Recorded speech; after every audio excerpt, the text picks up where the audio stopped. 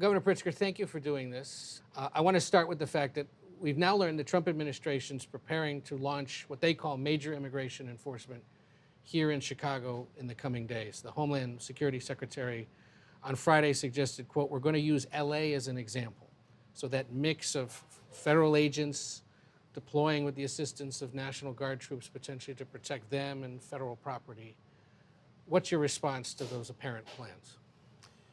Well, they've been here before, ICE has, scaring the communities across the city of Chicago. Frankly, right here in Little Village, businesses had to close, people had to stay home. People who are U.S. citizens, by the way, because they're afraid of being snatched off the streets and disappeared by people wearing masks and throwing them into vans. So the people of Chicago know what this looks like and are prepared. We hope that they don't send any troops along with ICE.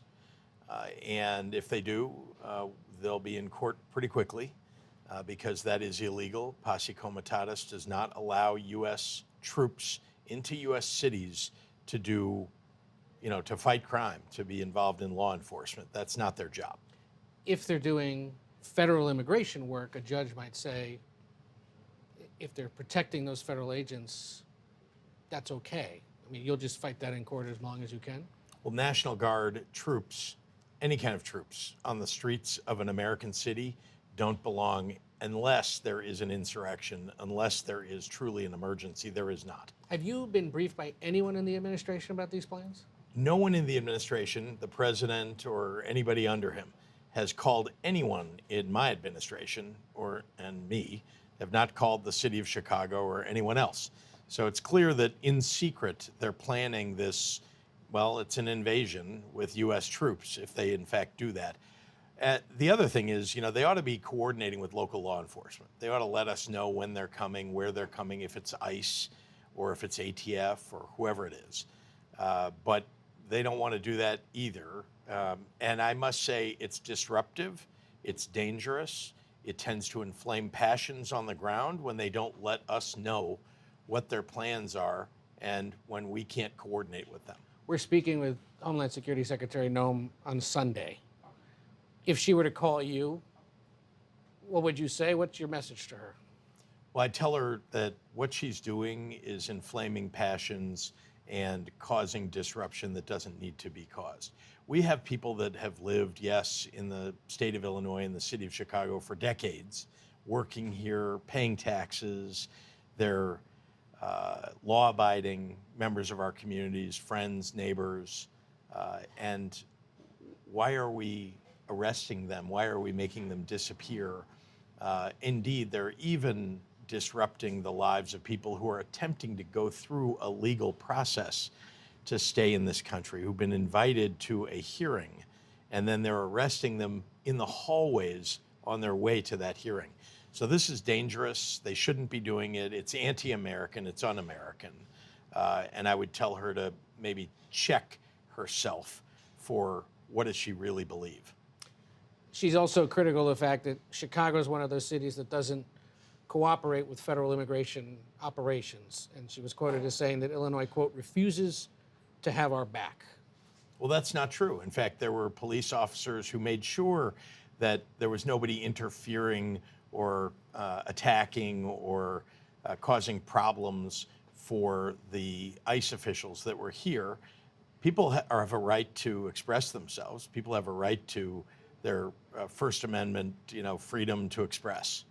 And we protect that too in the city of Chicago. So it's not true that nobody has their backs. What we won't do, however, is engage in what is a federal effort. That is to say, they have their job, immigration. We have our job, which is to fight violent crime on the streets of our city. And by the way, we're succeeding at that job. But when they bring people in and don't coordinate with us, they're going to cause enormous problems. The president has had some things to say about the Windy City several times in recent days. Next should be Chicago, because as you all know, Chicago is a killing field right now. Everybody knows Chicago is a hellhole right now. Everybody knows it. He wakes up in the morning and whatever whim strikes him is what he apparently says. And recently, I guess I've been living rent-free in his head. Chicago apparently is living rent-free in his head, even though on other days he'll talk about Baltimore, he'll talk about New York. Notice he never talks about where the most violent crime is occurring, which is in red states.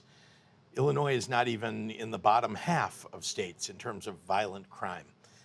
Indeed, we're in the best half of the states. So, but do you hear him talking about Florida, where he is now from? No, you don't hear him talking about that, or Texas. Their violent crime rates are much worse in other places, and we're very proud of the work that we've done, and we want more help. You know what kind of help we want? Civilian law enforcement help. We would like ATF agents to help us take more guns off the streets. We would like FBI, again, to coordinate with our local law enforcement to help catch perpetrators of crimes. If they would do that, we would welcome that, but that's not what they're planning to do. What they're planning to do is send troops into the city of Chicago, not because they want to fight crime, but because Donald Trump has other intentions. So bottom line, would more federal agents in Chicago assisting local law enforcement help deter crime right now? Of course. You want to help us catch bad guys? Bring the FBI, bring the ATF. We already coordinate with them, by the way. We do a lot of work with them. We do drug interdiction, we do fighting gangs, and we do interdiction of guns at the borders. I want to point out, by the way, what if Donald Trump really wants to help us, what he'd do is pass universal background checks for guns. We have that in the state of Illinois, but no state around us has it. Right. How about having it on a federal level? Because that would help keep guns off the streets. I mean, part of the reason I ask about the potential for federal deployments to help right now is that according to a CBS News data analysis of what's gone on in Washington just in the last few weeks, while crime there as well was down, and in most cases down double digits, it's down nearly 50% in the 3 weeks since the National Guard moved in. Assaults down 41%, homicides down 69%, robbery down 63%, and the mayor concedes carjacking, which had become a bigger problem, down 83% since the federal agents showed up. So this kind of deployment he's set up in Washington that he says he wants to do in other cities, at least in Washington, is showing potential success. And what I hear you saying is, well, sure, if they show up, it might help us too. I'm saying we don't want troops on the streets of American cities. Right. That's un-American. And frankly, the President of the United States ought to know better. This one doesn't seem to. He hasn't read any books. He doesn't seem to understand the Constitution or the laws. But if he just sends the FBI, the ATF, DEA, they're here already. and sends more of them. We have some working with us now. Would love more help. You know what else he's doing? He's cutting funds that help us to fight violent crime from the federal government. And give me an example of how those cuts have affected the ability to fight crime in Chicago. So let me just tell you what happened in Illinois when we had a Republican governor and he cut funding for programs that help prevent crime. What happened was we saw a significant increase in crime. When you cut, for example, those programs that help to interdict crime, right, that help to give kids summer jobs and so on, when you cut those programs, crime goes up. Our Republican governor that preceded me did that, and what do you know? Crime went up. Donald Trump is now doing the same thing. He's taking away federal funding for those programs, which are so important to us. We've increased funding at the state level, but we need that federal funding. It's on top of that. One more thing. The business community in the city of Chicago got together and put $100 million forward to help us back in 2022, to help us to fight crime through these prevention programs. It's working. Crime is down. I mean, murders are down 50% in the city of Chicago. And you can go through every statistic. Almost everything is much better as a result of that work. Donald Trump is trying to take that money away, and he isn't listening to the business community here. He isn't listening to the clergy here. He isn't listening to people on the ground, Republicans here who understand that putting troops on the city of Chicago's streets is going to cause more problems than he understands. Have you called him or anyone at the White House to say there's no need to come? I think I've been pretty clear publicly. Well, it's one thing to be clear to us. Why Well, not pick up the phone? If he wants to send troops, he should call. I've been very clear about what it is that we'd like help with, but instead he's talking about sending troops. Nobody's called. Literally nobody from the White House, nobody from the federal government has called anybody in our administration or the city of Chicago. If they actually wanted to help, they might call and say, What help do you need? I think I've been pretty clear about what help we need. I don't know why they haven't bothered to reach out if they have plans of their own, but honestly, would you see be no happy need, to receive a call. you see no need to call yourself and say, well, what is this all about? Here's what I would like instead.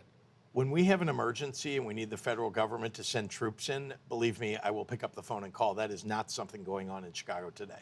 There's another example of how you could potentially be responding to this, and there's no question that what he's talking about is unprecedented. But we've already seen now another state, California, say they're going to be sending teams of state police into major cities. Sounds like it might be to thwart potential federal deployments. Is that something you would consider, sending Illinois State Police into the streets to help deter crime? We do that all the time. We have Illinois State Police. I have the best state police in the country. And in fact, they coordinate with the Chicago Police Department and police departments all across the state of Illinois to do exactly that, to make sure that we're bringing crime down. They've been very successful. I've long wondered, his focus on Chicago, do you think that has anything to do with the fact that back in the day he had a business relationship with your extended family in the hotel business? There was a conflict, for example, in New York over a Hyatt hotel. He has real estate, obviously, here in the city.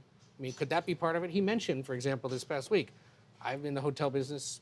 His family's in the hotel business. Is there something from that might cause this? I don't know, but I'm not in the hotel business. I'm not engaged in that, and I was a I said kid. extended family, right. I was a kid when he was doing any business back then. So all I can say is that for some reason, he's got it in his head that he should be attacking the city of Chicago.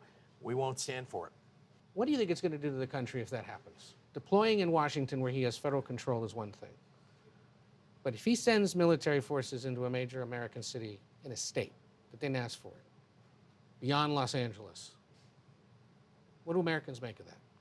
Well, they should understand that he has other aims other than fighting crime. That's the first thing they should understand. The second is it's an attack on the American people by the President of the United States. Now, he may disagree with a state that didn't vote for him, but should he be sending troops in? No. And think about what he says. He says he's sending troops to fight crime.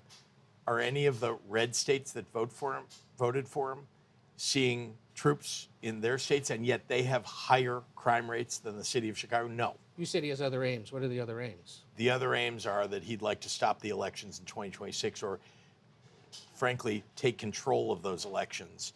He'll just claim that there's some problem with an election, and then he's got troops on the ground that can take control, if in fact he's allowed to do this. We have sovereignty. There's a 10th Amendment in the United States, and it says that the states have sovereignty. Our laws are supreme unless there is a federal law that supersedes it. Our National Guard should be under the control of our governors. When the president calls up the National Guard, in my entire lifetime, that has only been to either enforce a federal law, in the case of 1965, as you're aware, that was done, or to send them, as regularly happened under Biden, happened under every president in my lifetime, to send them abroad to fight for this country, because they're trained to go to war. They're trained to protect the country. They're not trained to do law enforcement on the streets. I hear you talking about invasion. I hear you talking about him suspending elections. Are you suggesting, or is it your belief he's an authoritarian? Look, I can tell you this. I built a Holocaust museum. I know what the history was of a constitutional republic being overturned after an election in 53 days.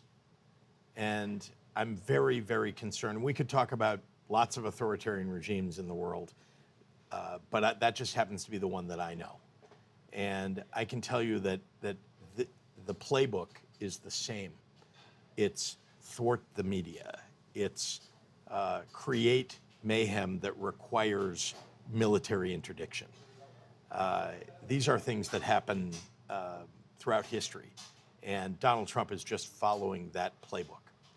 On guns, real quick, you've passed and signed some pretty significant firearms legislation this summer here in Illinois. How does that legislation help stop shootings at churches and schools from happening? Well, we've banned assault weapons in the state of Illinois.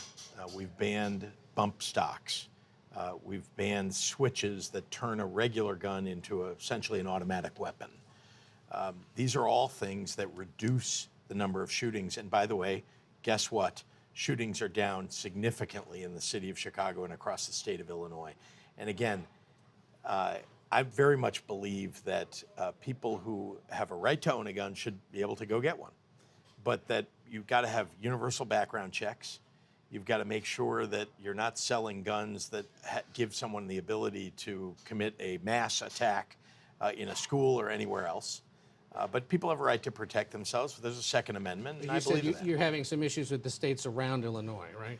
Well, yeah, there's not a single state around Illinois that has universal background checks. Don't we think we ought to make sure that people who buy guns should have a right to own a gun, and that we shouldn't have people who have significant mental health issues or a felony record that should keep them from owning a gun? There appears to be a bit of a divide in your party about how to approach the president. You either fight back, don't cooperate, don't show up for meetings with him, or you find ways to seek common ground and do things on behalf of your state. I think I know the answer to this, but where do you come down on how Democrats should be engaging the White House? Well, I think I've been pretty clear since the very beginning that I know who Donald Trump is. I know what his aims are, and they're not good for the American people. They're not good for the people of Illinois.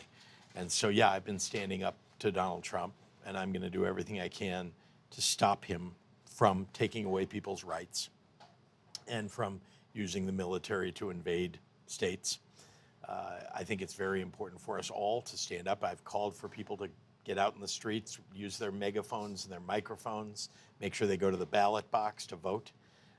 That's been my attitude toward Donald Trump, and that's what I think people should be doing all across the country. Does the next Democratic presidential nominee, though, need to campaign to promise to undo everything he's done? Oh, I don't know. I'm not thinking about that's too far away. Let's talk about the 2026 elections. You're running for re-election. I am running for re-election. Can a voter walk into the booth in Illinois knowing that you're going to serve a full term if you're reelected to a third term? I've been in office now for 6.5 years. I have dedicated myself entirely to the state of Illinois, and I always will.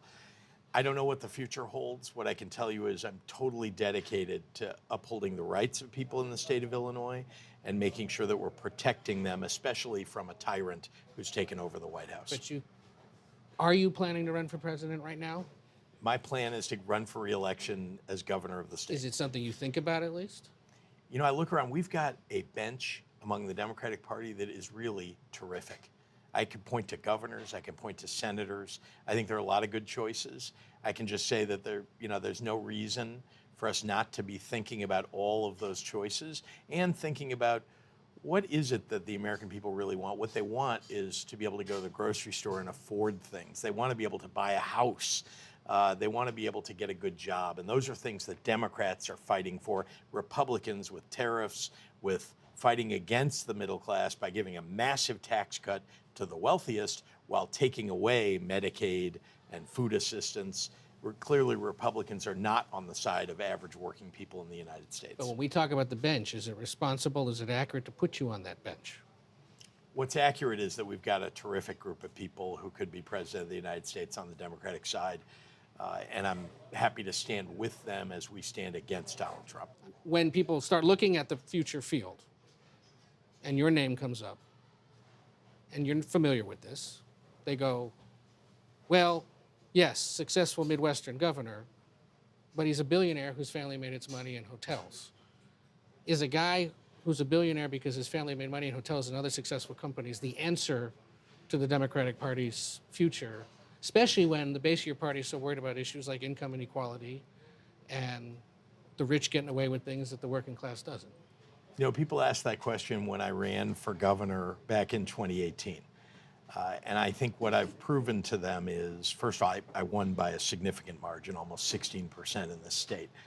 Second, what I've proven to them is that I stand up for working people and the most vulnerable in our society, that I am a true blue Democrat who's been fighting for the rights of women, the rights of minorities, making sure that we're doing everything that we can to keep the people of Illinois safe. And I think that's why I got reelected, also by double digits, and I hope to get reelected again next year.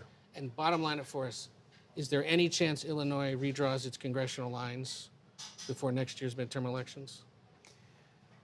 That's not something that I want to do. It's not something that any of us want to do. But I have to say, if Donald Trump is going to force his will on the American people by going to his MAGA allies in various states and having them redraw in the middle of a decade, when you're supposed to be doing it right after a census with a year ending in 1, not a year ending in 5. If he's going to do that all over the country, I think all of us have to think about what it is that we can do to counter that. What much more could you do, though, as an Illinois Democrat? I mean, your map already gets an F from most good government groups for being gerrymandered. Would you wipe out all the Republican districts? We've had a lot of very successful candidates in the state, and I can tell you this, that, yeah, it is possible to have more Democratic districts in the state of Illinois, and we could do it. Like I said, it's not something that I want to do, and I'd like it to stop here. I know Texas is now signing this map into law, the governor of Texas, and we know how much he cares about the country, not at all. And we're now going to see it in California, probably. I hope that it ends there. It ought to end there, and we ought to, get a census done in 2030 and a new map done in 2031. Thank you for taking the time. Thanks, Ed. Good to see you. Generous, and always good to spend time in Chicago. Yeah. All right. Thank you. Appreciate it.